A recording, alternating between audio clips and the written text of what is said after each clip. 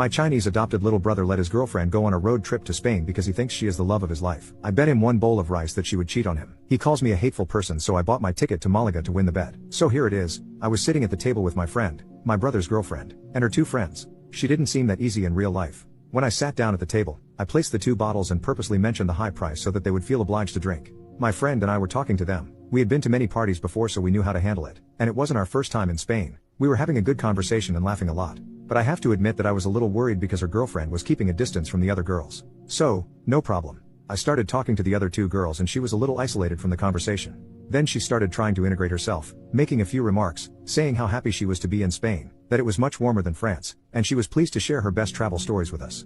She had more to say than her friends, but she was more reserved at one point. We started talking about some more risque things, and one of the girls asked why we were there. I told her we just wanted to have fun, and since we both had families soon, we wanted to have one last little rock trip.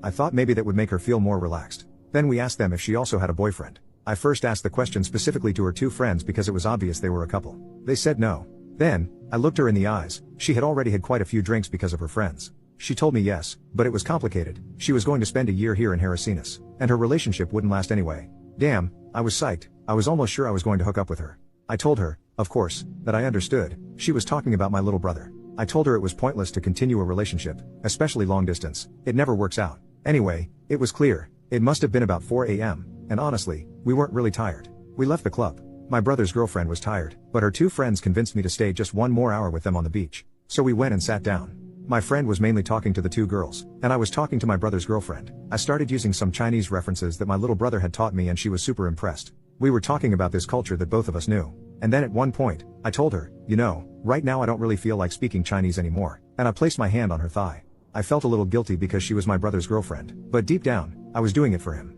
I didn't speak Chinese and I kissed her passionately. She willingly engaged without any problem. My friend smiled at me and made a little remark to the two friends. Well, it seems like they're getting along really well.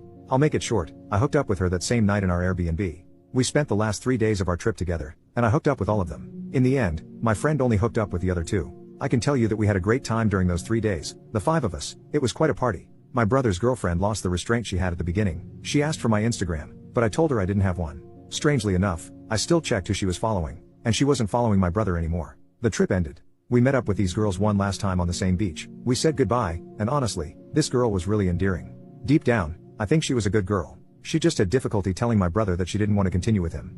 I said goodbye to her and gave her my number.